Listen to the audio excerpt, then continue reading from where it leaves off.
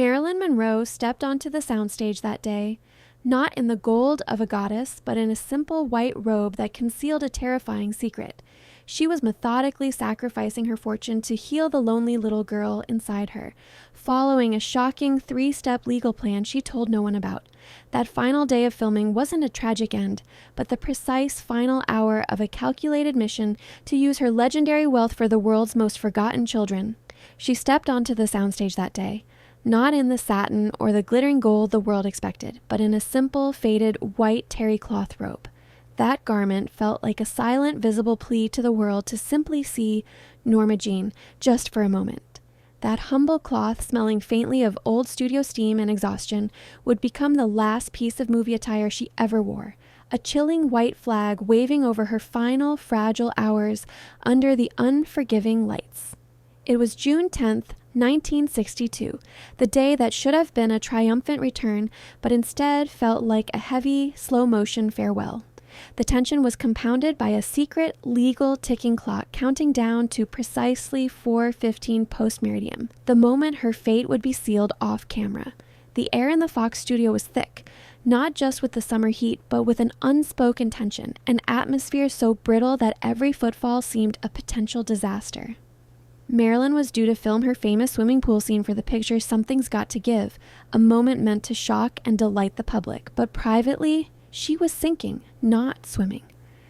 She kept her hands tucked tightly into the robe's pockets, a nervous gesture that betrayed the legendary composure she was supposed to be wearing. No one saw how badly those hands were shaking, not from the cold of the water, but from the icy solitude she felt deep inside. Her famous entourage, who usually shielded her like a glittering velvet curtain, were conspicuously absent.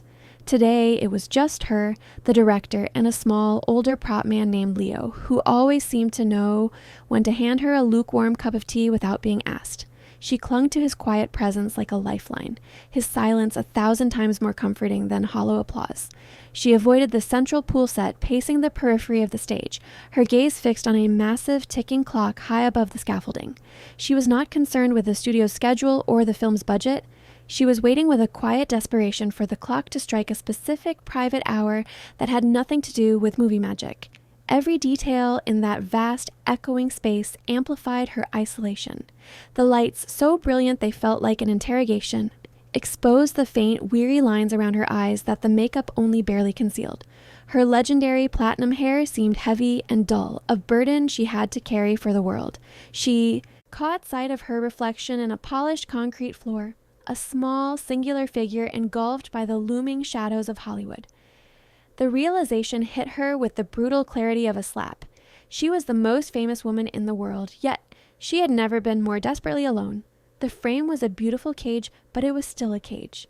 In this moment, in the suffocating silence between takes, a profound resolve solidified within her. She was tired of the game, tired of being the image everyone else needed her to be. If she couldn't find peace in her own life, she could use the tools of her fame, the money, the access, the legal scaffolding, to build a safe harbor for someone else. Her goal, she decided then and there, was not to complete the scene, but to simply make it to 4:15 in the afternoon, the time of her non-filming related appointment. She had a legacy to secure, a secret act of selflessness that she believed would finally justify the life she had lived. The camera assistant called for places, pulling her away from her thoughts. She adjusted the robe, took a deep breath, and stepped toward the waiting cameras. She knew what the cameras saw, the beautiful, troubled star. But what the cameras could not capture, what the world was not ready to know, was that Marilyn Monroe had already decided how the story would end. The next crucial step in her plan was about to arrive on the set, disguised as a mundane, urgent note. The air conditioning system on Soundstage 14 chose that exact moment to stutter. And as the grinding noise masked the hushed footsteps, a young studio runner, barely 18 years old and vibrating with nervous energy, slipped past the camera booms to approach Marilyn. He didn't carry a revised script or a new call time or flowers. He carried a simple cream-colored note folded into a tight square, concealing its contents like a guarded secret. She took the note, her fingers brushing his, and the moment felt less like a delivery and more like a clandestine handover of destiny itself. Marilyn's eyes scanned the cramped, precise handwriting. It wasn't the dramatic signature of a star, but the economical script of a legal professional. The note contained only an address, a modest, out-of-the-way street in Culver City, and a single underlined word, confidential. The runner, having glanced at the address as he rushed across the lot, showed a flicker of confused panic.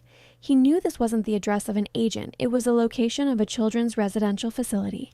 The destination was shocking because it spoke of profound commitment, not frivolous celebrity whim. This was a personal pilgrimage.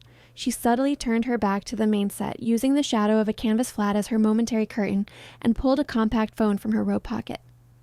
Her hand moved quickly, dialing a number she knew by heart. She spoke so softly that the sound mixer would have missed it, her voice a fragile whisper against the mechanical hum of the air ducts. She didn't use names, only curt one-word codes. Completed, she murmured into the receiver, her eyes darting toward the director. The transfer is confirmed.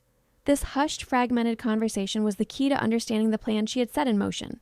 While the studio focused on her professional crisis, her tardiness, her unreliability, Marilyn was dealing with an intensely private legal maneuver that dwarfed the concerns of the film. She was moving assets, securing futures, and drawing final lines that protected the most important secret of her life. The lawyer on the other end would never speak. He was bound by an agreement as solid as the security vaults that held the studio's priceless film reels. Every detail in this moment emphasized her deliberate solitude. Her usual bodyguard had been given the day off. Her makeup artist was touching up a co-star. She had consciously manufactured this brief window of privacy to execute the final steps of her mission. She hung up the phone with a decisive click, her gaze settling back on the ticking clock. She looked physically exhausted, the strain under her eyes not merely from lack of rest, but from the immense weight of carrying such a momentous, anonymous burden. The makeup was failing to cover the deep, emotional fatigue etched onto her face, the physical cost of keeping such a benevolent act completely hidden. Why the secrecy? Marilyn understood how Hollywood devoured sincerity. She knew any public generosity would be twisted into a publicity stunt, her purest motives soiled by the machine. This act, whatever it was, had to be pure, untainted, a final expression of Norma Jean's heart, protected forever by the silence of the grave. The code words, the folded note, the anonymous address, they were her final shield. She tucked the note into her robe, the address now pressed against her heart. She was a woman of extraordinary glamour, yet her current vulnerability was astonishing. She walked back toward the camera light, her feet moving with a new, quiet purpose. She knew the most difficult conversation wasn't with the director, but the one she still needed to have with herself, the silent truth she had yet to fully confess in the privacy of her mirrored dressing room.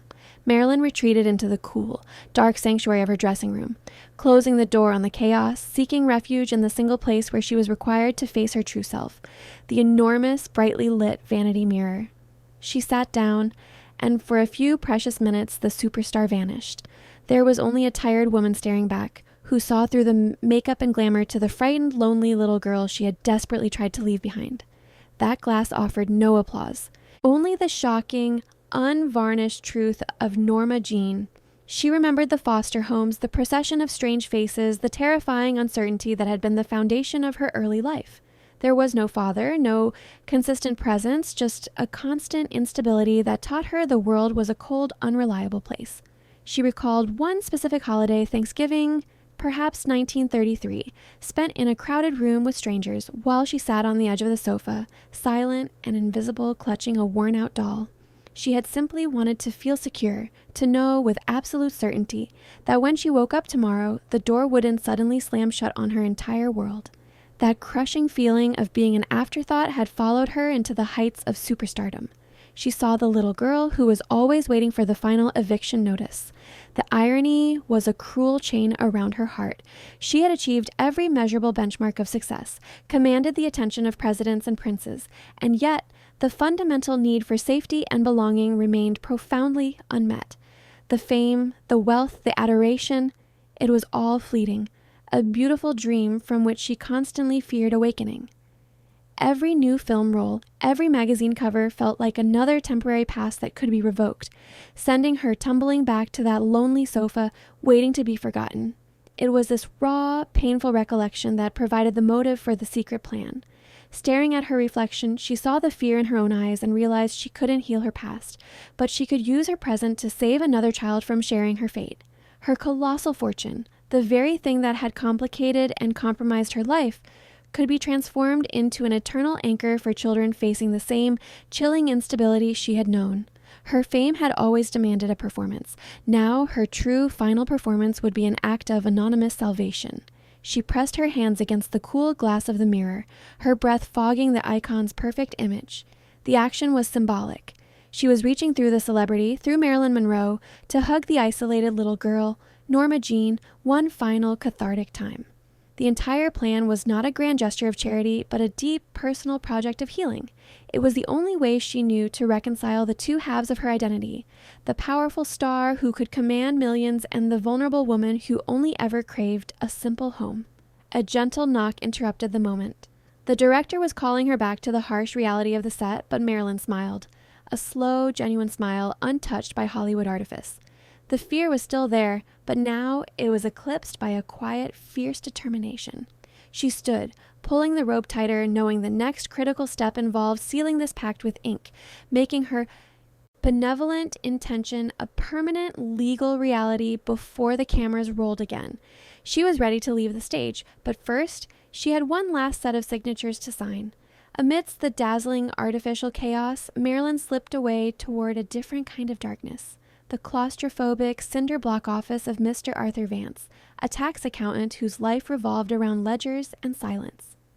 This cramped, airless room smelling of old paper and ink was the setting for the most significant, secretive signing of her life, the moment her profound private intentions became irrevocable legal fact. She sat there in her simple terry cloth robe, ready to trade a public future for an anonymous eternity. Mr. Vance, a meticulous man whose nervousness was visible in the way he adjusted his tie, had laid out a stack of documents on his metal desk, their plain white pages utterly devoid of sparkle. He saw millions moving, but he did not see the heart behind the transaction. Marilyn ignored the thick legal jargon and went straight to the final signature page. Her gaze lingered for a moment on the line that required the name of the benefactor. This was the core of her commitment. She refused to use Marilyn Monroe. She was determined that this act would be entirely untainted by the fame she had come to resent.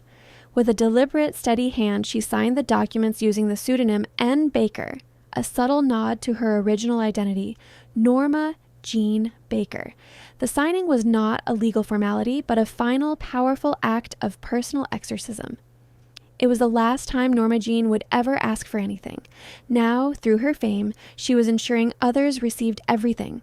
Mr. Vance cleared his throat, his voice a dry rasp, his tie visibly loosened with anxiety. "Miss Monroe," he began hesitantly, "this trust is permanent. It is anonymous and requires an enormous portion of your liquid wealth. I must warn you, mandating this degree of absolute permanent anonymity is highly unusual, bordering on illegal under standard trust practices. You are demanding an exemption that only your unprecedented wealth can enforce." Marilyn looked up, her expression serene but utterly commanding. "Mr. Vance, if the world knows who gave the money, they will look at the fame. I want them to look at the children. This stays secret until the final curtain." Her voice was soft but held the weight of 100 film contracts. It was not a request. It was an instruction from a woman who finally knew her own power. She stacked the signed documents neatly, her business concluded. The tension in the small room dissipated, replaced by the heavy finality of legal ink on paper. She had committed an incredible act of anonymous compassion, one that she knew would drastically change her own financial situation, but it was a price she was eager to pay. She thanked Mr. Vance with a gracious nod, pulling the robe closer around her as she returned to the set's glaring lights. She was now financially lighter, but morally richer than ever before. As she walked back, she passed the studio mailroom, and the thought occurred to her that she had just signed away millions without a single fanfare. Her legacy, she realized, would not be found in the glittering box office reports, but in the unseen ledger books of Arthur Vance's cramped, dusty office. If you had the power and the secrecy of a star, what one single act of kindness would you leave behind for the world? Drop your answer in the comments below. With the life-altering legal document signed, Marilyn emerged from the dark office carrying only the profound peace of a woman who had finally settled her deepest debt, not to the studios, but to her own past. She rounded a corner and saw him. Mr. Hector Ruiz, a quiet 60-year-old janitor who pushed his mop bucket every day, a man as invisible in Hollywood's hierarchy as she felt in its spotlight. She stopped, disrupting the rhythmic scrape of his work, and performed one final, unexpected act of closure. Mr. Ruiz froze, startled to be acknowledged by the woman who was a goddess on the screen. He was preparing to apologize for blocking her path when Marilyn reached into her robe pocket and pulled out a single gleaming object, a vintage, solid gold cigarette lighter. It was heavy and elegant, engraved with a small, intimate script, a painful, beautiful token from a man who had loved her fiercely, a man named Joe DiMaggio. This lighter was not just precious metal. It was a potent symbol of one of the greatest yet most agonizing loves of her life. She held the lighter out, letting the studio lights catch the warm gleam of the gold. "Mr. Ruiz," she said, her voice dropping to an intimate whisper, "I want you to have this." The janitor's eyes widened, confused. He looked around, assuming she was speaking to someone else. "Ma'am, I can't take this. It's too valuable." Mr. Ruiz recognized the shape immediately. It was a French-made DuPont from the late 1940s, the kind of accessory that belonged in a museum. Marilyn smiled, a genuine curve of the lips that wasn't for the cameras. "It is valuable," she agreed, "but sometimes the greatest value is in letting go. I want you to give this to your wife. Tell her it's for luck. Tell her that some gold should stay with the people who know how to keep a home safe." She pressed the cool metal into his calloused palm. She saw the simple, unwavering love in his eyes for his family, the quiet, lasting kind of devotion she had always searched for. He clutched the gold, realizing this wasn't just a gift of money, but a token of emotional freedom. This selfless exchange was the final critical step in her preparation. By signing the papers with a pseudonym, she had detached from her wealth. Now, by giving away the gold lighter, she was shedding the last painful physical reminders of the glamorous broken relationships that defined her public image. The lighter represented a past filled with passion and sorrow. Handing it away meant she was finally walking toward a future focused on pure, anonymous goodness. It was her personal, silent cleansing.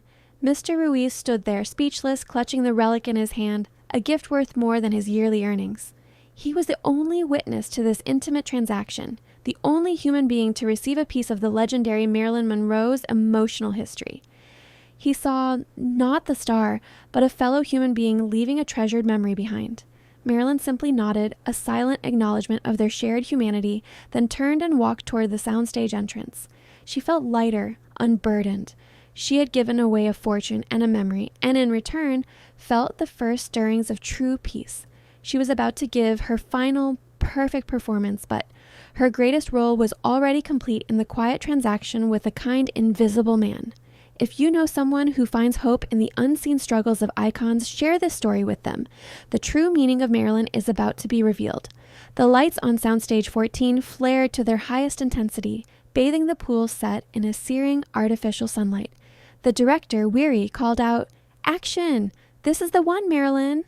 She walked into the frame, not with the hesitant steps of the troubled star, but with the serene grace of a woman who was done with seeking approval, ready to deliver her final, perfect performance. Her eyes looked slightly past the camera lens, as if gazing at a peaceful future only she had charted.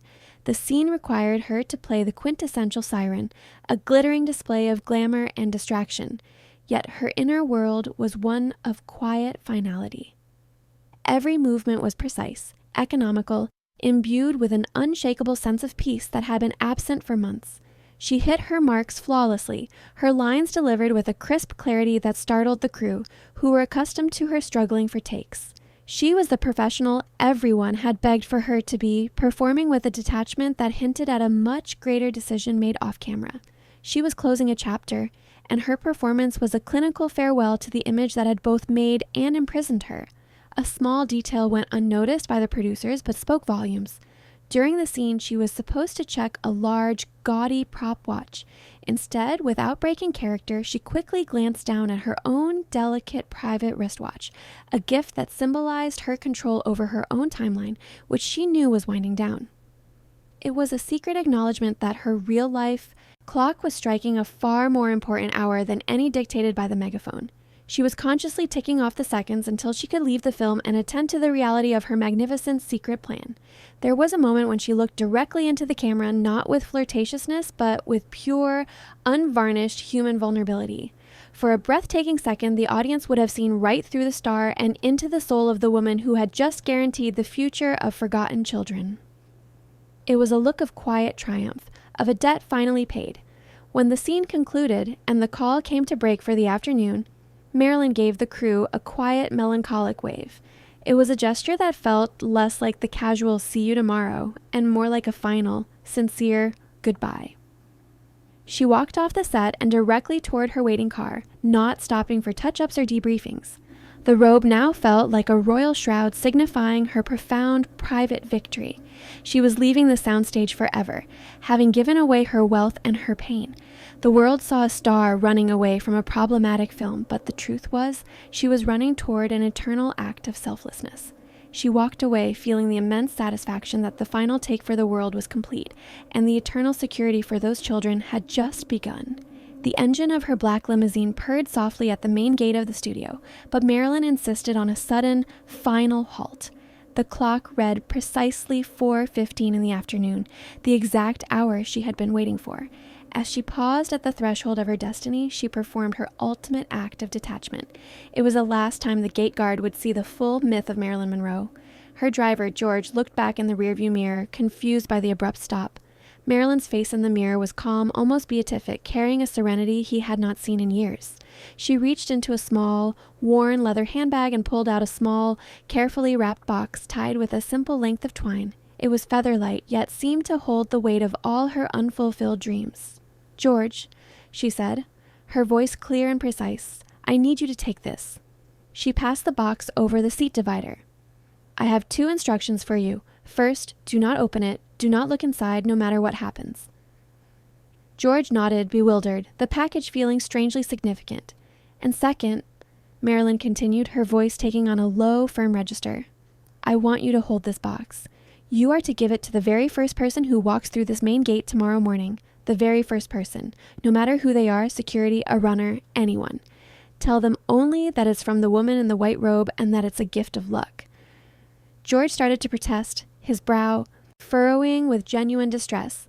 "Ma'am, a gift this personal, sending it to a stranger, it feels like a burden of trust."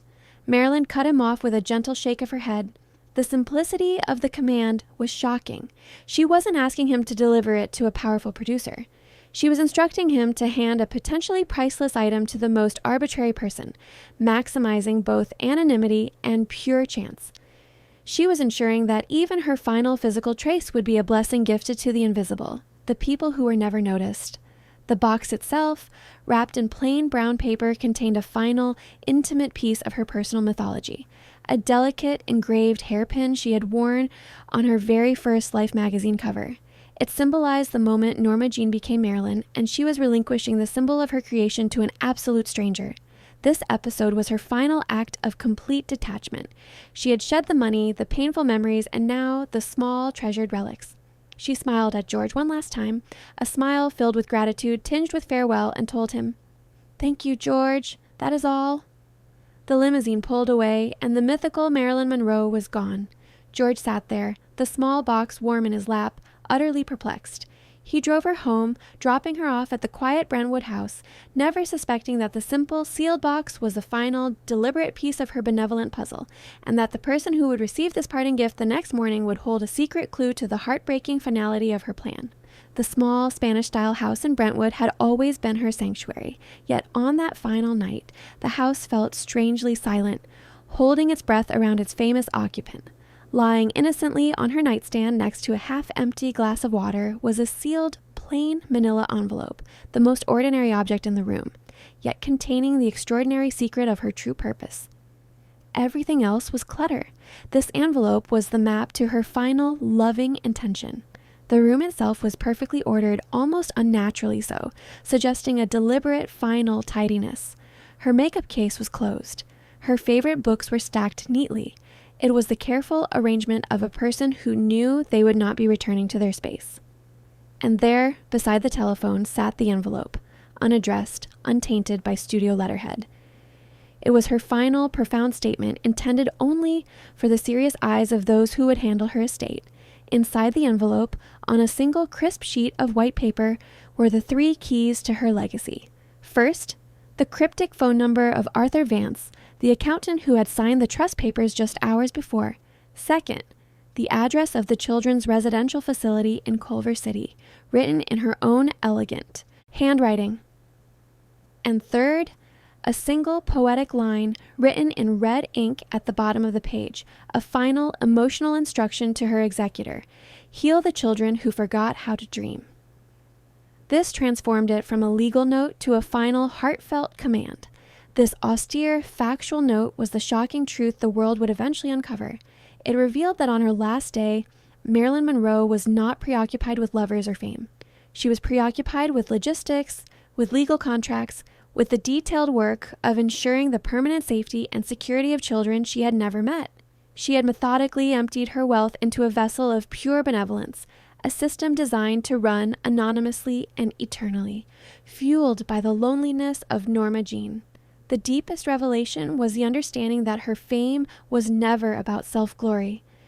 In that final, quiet moment, she had come to the stunning realization that her colossal influence was merely a tool, a magnificent engine, whose only true worth lay in its ability to generate an anonymous, permanent force for good.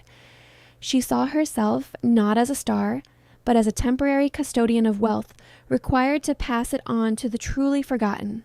The silent phone next to the envelope held the potential to summon help, yet she left it untouched, its potential for intervention irrelevant to her completed mission. She had already solved the greatest problem of her life: how to convert her profound pain into lasting purpose. The simple sheet of paper on the nightstand was more than a clue. It was her final, triumphant declaration that her greatest role was the one she played in absolute secrecy. The ultimate meaning of her final hours was held within that single sheet. It stood as a final, dramatic cliffhanger, a promise that while the world would focus on the tragedy, those who looked closely would find the truth of her beautiful, enduring compassion. 1 year had passed since the tragic afternoon, and in the hushed office of a downtown Los Angeles legal firm, the final testament of Marilyn Monroe was being read to a room of expectant beneficiaries. The early bequests were met with quiet solemnity, but the atmosphere was about to shatter with a profound thunderclap. The lawyer reached a section of the will that nobody knew existed, and the temperature in the room instantly dropped with the weight of her massive anonymous gift.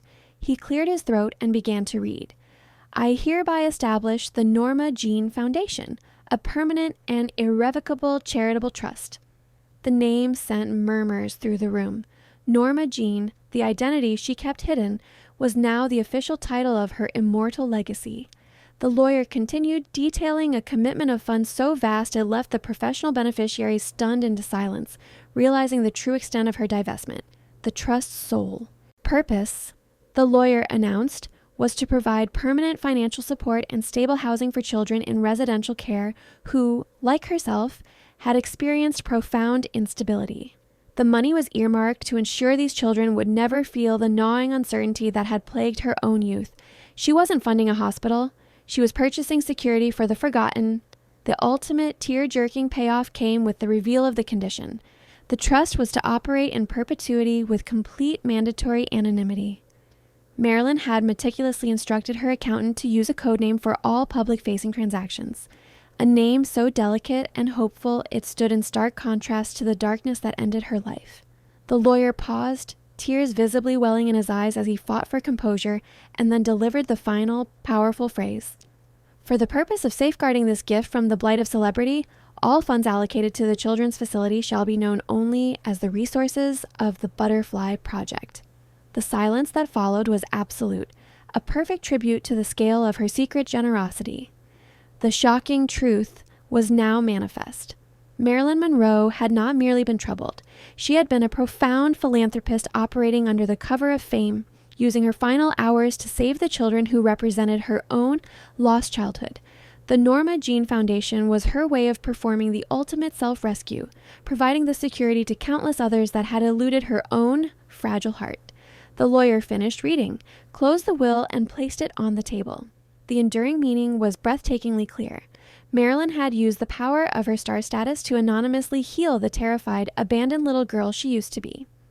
The celebrity had vanished, but the compassionate heart of Norma Jean would now beat eternally, giving dignity and hope to children who needed it most. Her final act was her greatest triumph. The question remained, what tangible, immediate difference did this magnificent secret fund make?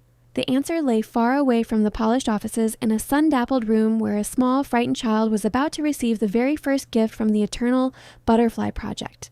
Far away from the gossip columns, in a small, brightly lit recreational room at the children's residential facility in Culver City, sat a 10-year-old girl named Clara, recently placed there after a heartbreaking childhood of emotional neglect. She was alone, small, and frightened, her serious eyes reflecting the profound loneliness that Marilyn Monroe had known decades earlier. Clara was now the living testament to Marilyn's final, magnificent act of selflessness, the first small seedling to grow under the quiet protection of the Butterfly Project. A kind-faced social worker approached Clara, holding a small, personally wrapped gift. It wasn't an expensive toy. It was a simple, sturdy journal and a set of quality-colored pencils purchased with the first funds from the Norma Jean Foundation.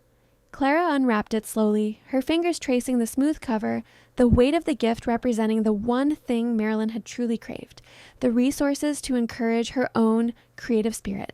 The social worker didn't know the gift came from a global icon. She only knew that the anonymous Butterfly Project meant she could offer these children stable, long-term support. She told Clara, "Someone who cares very much about children who are good at imagining things sent this for you. They want you to know that your dreams matter and that your story deserves to be written." Clara looked up, tears of astonishment welling in her eyes. She had been seen, truly seen, for the very first time. This was the ultimate catharsis of Marilyn's entire journey. She had engineered a system that provided hope for the invisible, using her fortune to heal the forgotten Norma Jean in the heart of every child who now felt abandoned.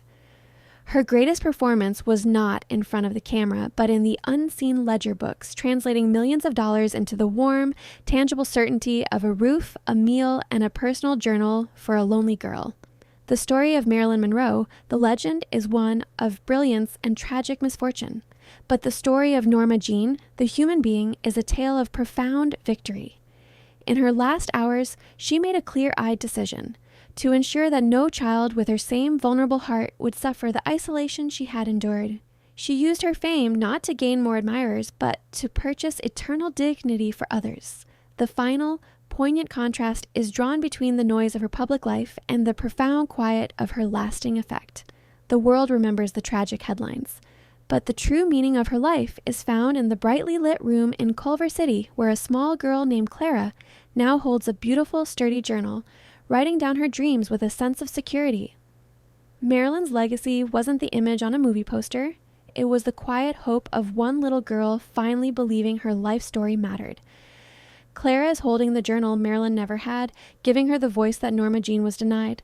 The icon faced a terrible end, but the heart of Norma Jean lives on, beating strongly in the walls of a children's home, eternally whispering the message she never heard as a child.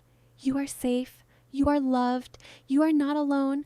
If this story reminded you that the greatest legacy is often the one we keep hidden, please subscribe to our channel for more tales of Hollywood's unseen hearts, and give this video a like to help us keep these powerful stories alive.